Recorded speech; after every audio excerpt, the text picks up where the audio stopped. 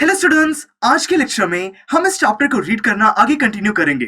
दोस्तों, अभी तक की कहानी में हमने देखा कि यहाँ पे जेरोम, जॉर्ज और हैरिस ये तीनों ही पैकिंग में बिल्कुल भी अच्छे नहीं है। इन तीनों ने जब भी कोई चीज पैक करी है वहां पे बहुत ज्यादा कंफ्यूजन क्रिएट हुई है, सारी चीजों को उन्होंने खराब ही किया है। अब दोस्तों, आगे हम स्टडी करने वाले हैं मॉन्टमोरेंसी के बारे में कि यहाँ पे इन सब का जो पेट डॉग है जिसका नाम है मॉन्टमोरेंसी। तो दोस्तों, उसकी प्रेजेंस की वजह से इस पूरे सीन में क्या होता है, क्या वो इस पूरी पैकिंग में हेल्प करता है या फिर और ज्यादा खराब कर देता है। तो देखिए दोस्तों, मॉन्टमोरेंसी was in it all of course. अब दोस्तों, ये जितने भी हमने अभी तक सीन्स की बात की है, इन सारे सीन में मॉन्टमोरेंसी साथ में बैठा था।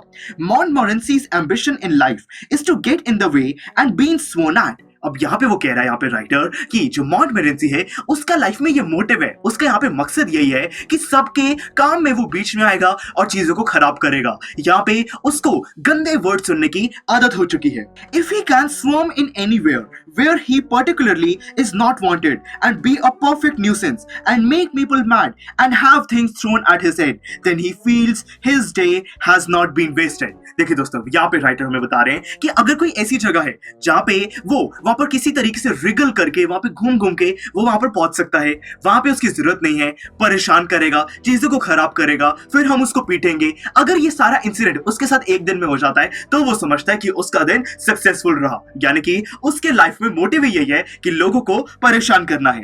To get somebody to stumble over him and curse him steadily for an hour is his highest aim। देखिए दोस्तों, यहाँ पे हमें राइटर बताते हैं कि जो मॉन्टमोरेंसी है उसका ये सबसे बड़ा एम है कि कोई उसके ऊपर से किसी तरीके से वहां पे उलझ जाए और उसकी वजह से गिर जाए। अगर ऐसा हो जाता है तो 1 घंटे तक वहां पर जो डॉग है हम उसको कर्स करते हैं, उसको गंदी गंदी बातें बोलते हैं, डांटते हैं, पर यहाँ पे यही मॉन्टमोरेंसी का सबसे बड़ा मकसद है।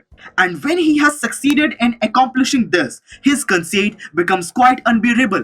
यहाँ पे हमें राइटर बताते हैं कि जैसे ही मॉन्टमोरेंसी का ये मकसद पूरा हो जाता है, उसकी जो खुशी है वो अनबियरेबल हो जाती है। उसको ऐसा लगता है कि उसने लाइफ में सब कुछ अचीव कर लिया है, वो सक्सेसफुल बन चुका है। उसका मोटिव यही है कि लोगों को परेशान करना है, उनको चलते हुए गिराना है।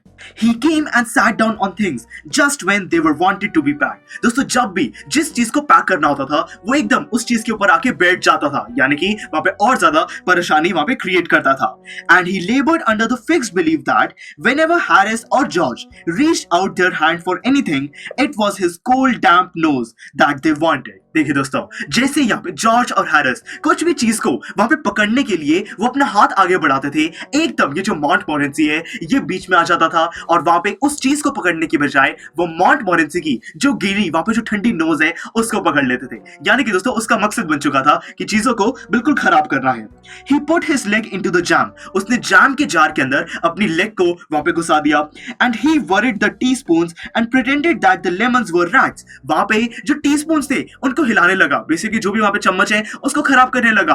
और दोस्तों, साथ में उसको ऐसा लगा कि जो भी वहां पे लेमन्स हैं, जो भी नींबू हैं, वो चूहे हैं। पता नहीं यहाँ पे मॉन्टमोरेंसी को ऐसा लगा कि सारे लेमन्स चूहे हैं और वो उनको मारने लगा। देखिए उसने क्या किया। And he got into the hamper and killed 3 of them before Harris could land him with the frying pan। यानी कि वो उन सारे नींबू को मारने लगा ये सोचकर कि वो सारे जो लेमन्स हैं वो चूहे हैं। और दोस्तों, ये तब तक चलता रहा जब तक हैरिस ने एक फ्राइंग पैन पूरा मॉन्टमोरेंसी के ऊपर फेंक नहीं दिया। देखिए, यानी कि जो मॉन्टमोरेंसी है उसको चुप कराने का यही तरीका है कि उसको डांटो नहीं बल्कि उसको मारना पड़ता है। और दोस्तों, वो 3 लेमन्स खराब भी कर चुका था। Harris said, I encouraged him। यहाँ पे जो हैरिस जेरोम का फ्रेंड है वो कहता है कि जेरोम ही यहाँ पे मॉन्टमोरेंसी को एनकरेज करता है ऐसी गलत गलत चीजें करने के लिए।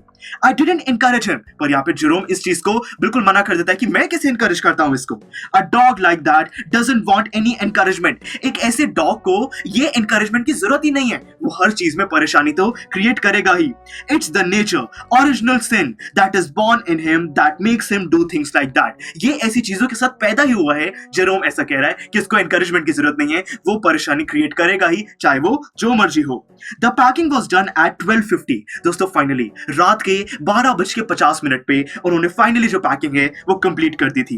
And Harris sat on the bigger hamper and said he hope nothing would found be broken. उसने क्या किया, जो बड़े वाला हैम्पर था उसके ऊपर हैरिस बैठ गया और वो कह रहा है बैठने के बाद कि काश कुछ टूटा ना हो। और दोस्तों, होगा क्या। George said that if anything was broken it was broken. George कहता है कि अब अगर कुछ टूट गया तो टूट गया, अब मेरी यहाँ पे गलती कुछ नहीं है।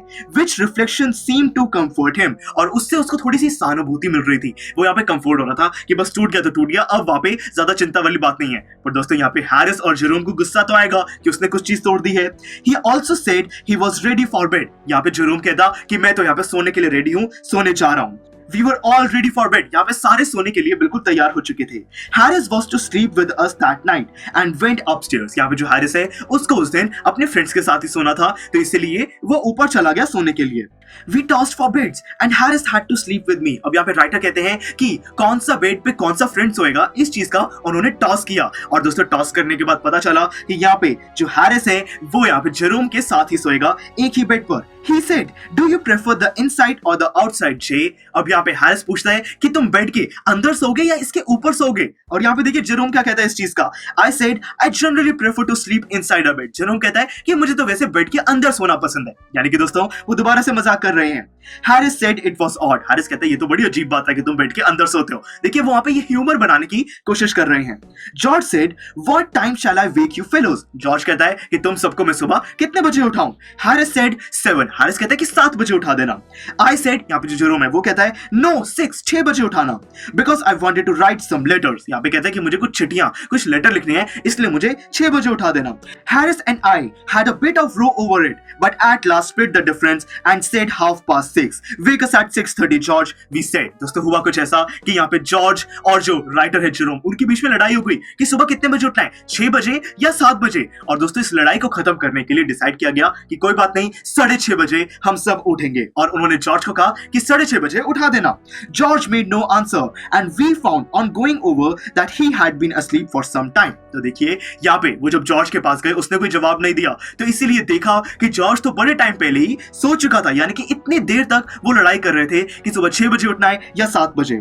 So we placed the bath over he could tumble into it on getting out in the morning and went to bed ourselves. तो उन्होंने क्या किया, यहाँ पे जो जॉर्ज है उसके बेड के पास ही एक पानी का टब रख दिया कि जब वो सुबह उठे और जैसे ही पैर रखे एकदम उसके पैर गीले हो जाएं। थोड़ा और मजाक करने के लिए उन्होंने ऐसा किया और फिर फाइनली यही काम कर यहाँ पे जो दोनों फ्रेंड्स हैं वो सोने के लिए चले गए। तो दोस्तों ये कहानी पैकिंग हमारी यहाँ पर कंप्लीट होती है। जैसे कि मैंने आपको बताया था कि जेरोम जो कि इस कहानी के राइटर हैं, उन्होंने पूरी नॉवल लिखी थी दोस्तों, जिसका नाम था 3 Men in a Boat।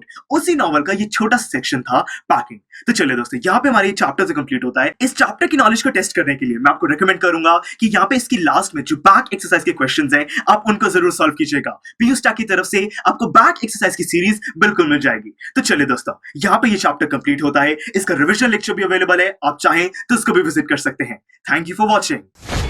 Students, I am sure आपको ये वीडियो बहुत पसंद आया होगा। तो इसी तरह से इंटरेस्टिंग तरीके से अगर आप सारे कॉन्सेप्ट्स, थ्योरीज, डिफरेंट चैप्टर समझना चाहते हैं तो डाउनलोड करिए पीयू स्टैक ऐप, क्योंकि इस ऐप पर आपको बहुत कुछ मिलेगा। सैम्पल पेपर्स हो, टिप वीडियोस हो, different lectures, back exercise solutions, बहुत कुछ। So what are you waiting for? Download PU stack app.